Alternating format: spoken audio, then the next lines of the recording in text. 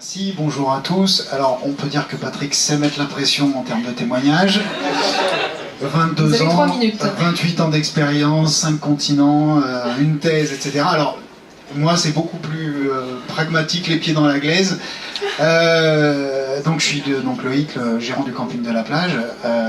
Alors, c'est un camping qui est au bord d'un spot réputé pour la pratique du kitesurf et du windsurf. Nous, on ne s'est pas du tout posé la question, on n'a pas été confronté à la problématique de rechercher des clients étrangers. On a été, il y a 4 ans, quand on a repris l'affaire, confronté à la problématique de rechercher des clients. Tout court. En fait, on a repris un établissement qui était en perte de vitesse complète. Il n'y avait pas de commercialisation, il y avait une clientèle qui était vieillissante, un équipement qui était...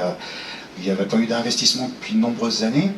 Donc la première chose qu'on a eu à faire, c'était de recommercialiser. Donc on s'est renseigné, puisqu'on n'est pas du métier à la base, on n'est pas hôtelier du tout.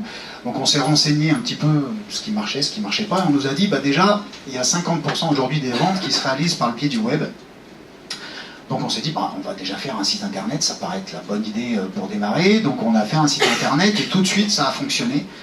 Ça a fonctionné assez fort et ça a permis de toucher les clientèles étrangères par ricochet, j'allais dire. C'était pas notre but premier, mais comme dans l'hôtellerie de plein air, il y a une clientèle étrangère relativement importante, en particulier les Européens du Nord, néerlandais, allemands, on les a touchés par ce biais-là. Ça a été les 2 premières années. Les 2 années suivantes, c'est-à-dire les 2 dernières, puisque ça fait 4 ans, moi j'ai pas 28 ans de recul sur l'activité encore, on s'est dit il faut qu'on communique autour de notre établissement de manière un petit peu différenciée des autres campings, que ce soit dans les campings dans la région ou des campings en général, qui travaillent tous la clientèle famille, la clientèle nature évidemment, parce que c'est quand même nos deux outils principaux, enfin nos 2 thématiques principales. Et donc on s'est dit on est quand même au bord d'un spot réputé, c'est peut-être le biais à choisir et la cible à prioriser. Et donc on a fait le choix d'orienter notre stratégie vraiment très très spécifiquement sur cette cible de clientèle qui sont les kiteurs et les windsurfers. Donc on a axé nos moyens de communication là-dessus, on a développé des services dans cette direction en mettant en disposition des locations de matériel un peu spécifiques, en développant un état d'esprit autour de ça. Moi-même étant fan de sport de glisse, ça n'a pas été très très compliqué. Donc en étant reconnu par les pratiquants locaux, de manière à ce que ça discute, que ça parle autour du camping de la plage comme étant quand même le lieu un petit peu emblématique du spot autour de ces pratiques-là.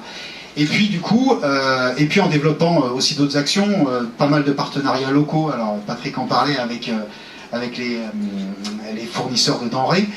Nous, c'est plutôt avec les prestataires d'activités locales qui sont un peu labellisés sport de glisse, donc on a développé des partenariats avec eux. Et puis en s'associant à des manifestations sportives, type convivial, festival, etc., autour de ces sports-là. Et on s'est mis à toucher de plus en plus des clientèles étrangères spécifiquement intéressées par ces pratiques. Et du coup, sans cibler, enfin sans travailler de manière spécifique la clientèle étrangère, on s'est retrouvé un petit peu sur les mêmes conclusions qu'évoquait Patrick, c'est que plus on cible spécifiquement une clientèle, que ce soit une clientèle internationale ou une clientèle par pratique ou une clientèle par, etc., plus on se donne les moyens d'être efficace. Et tout à l'heure, Corinne disait qu'effectivement on n'a pas les moyens de tout faire. Nous on est 2 à l'année. On a une équipe avec nous en saison, mais on n'est quand même que 2. On n'a pas les moyens d'investir tous les moyens de communication, même si on est soutenu par nos acteurs territoriaux locaux. On n'a pas les moyens d'être présent partout. En ciblant très très spécifiquement une clientèle, ça nous permet d'être beaucoup plus efficace en rapport des outils dont on dispose.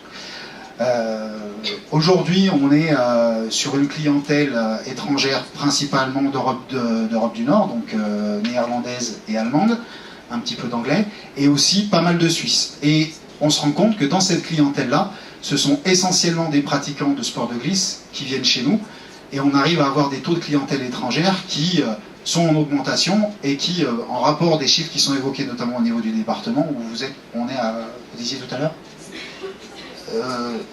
un peu plus de 20.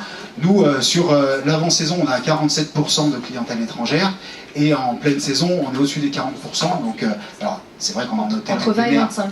Voilà, c'est ça. En hôtellerie plein air, c'est aussi plus courant, mais c'est une clientèle étrangère qui est aussi axée principalement sur ces pratiques de glisse. Voilà ce que je pouvais dire. Par rapport à la langue, pardon. Alors par rapport à la langue, on n'est pas traduit aujourd'hui, notre site web n'est pas traduit, ça va être le prochain chantier, là c'est le chantier qu'on met en place à l'automne. Par contre, à l'accueil et au téléphone, on parle anglais, espagnol et allemand.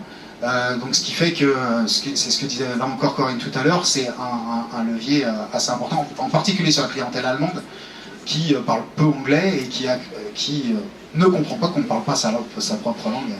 Et pour vous, tout était parti de votre site alors? Tout est parti du web. Tout est parti du web, et on a fait devant la réussite de cet outil-là, 2 ans après avoir démarré, on s'est posé la question, finalement, comment aller plus loin, et c'est bien en resserrant notre cible de clientèle qu'on se donne les moyens d'aller au-delà. Et sa promotion sur les réseaux sociaux, puisque votre clientèle est principalement des jeunes, mais pas que. Ah, mais pas que, oui, tout voilà, à fait. Mais pas que. En tout cas, il y a les réseaux sociaux, parce qu'on en a assez peu parlé ici. C'est vrai que c'est un vecteur qui permet peut-être d'aller aussi très très vite et d'aller très très loin sans coûter un sou. Alors, tout à fait. Comme on travaille une clientèle qui est une cible qui est très très réduite, forcément il y a il y a un caractère affinitaire qui les réunit. Donc travailler les réseaux sociaux, pour nous c'est indispensable. Créer des communautés d'utilisateurs, de pratiques, etc. Ce qui est même, pour vous donner un exemple, on a développé une page évidemment sur Facebook pour notre établissement, mais c'est presque aujourd'hui les gérants qui sont un peu labellisés glissent sur le spot, qui communiquent plus facilement avec les clients. On communique presque plus facilement avec notre profil Facebook qu'avec notre page, par exemple. C'est vraiment très affinitaire. C'est le cas pour la plupart aujourd'hui. Est-ce qu'on a des questions par SMS ou des réactions qui s'adressent à Loïc Murg pour l'instant? Je vois passer... Oui, rien pour le moment. Je me permets, alors je continue et puis après je vous passerai la parole, Gilles Vanol. Le fait que vous soyez l'un après l'autre, justement, c'est intéressant. Vous avez un autre ambassadeur depuis quelques mois, en tout cas, qui officie dans le même domaine que Patrick-Henri Roux. C'est vrai que le chef des terrasses du Riage, Christophe Haribert, vous a fait une sacrée promo. On l'a beaucoup vu dans différents reportages, notamment sur TF1, aussi un long reportage. On le voyait donc faire du kite, puisque c'est une de ses passions. Vous avez eu des retombées là-dessus? Alors, ça donne un petit côté haut de gamme. Ouais, il y avait des Racines et des ailes qui avaient aussi consacré un long moment à Christophe. Alors Christophe, il est là, c'est vrai, assez souvent. Alors, le métier de restaurateur laisse un peu de temps libre, manifestement.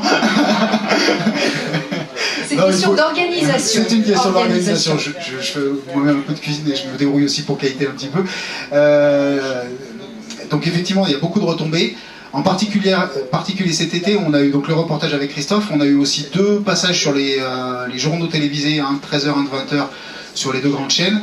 Et là, pour le coup, des retombées extraordinaires. En plus du travail qui est fait, parce que ça, il faut le noter, par les offices de tourisme locaux.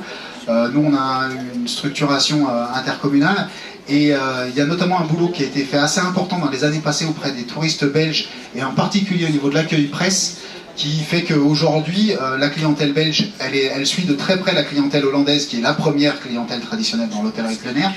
Mais la clientèle belge, chez nous, elle est en augmentation constante chaque année, et là, il faut reconnaître le boulot des territoriaux qui a été fait.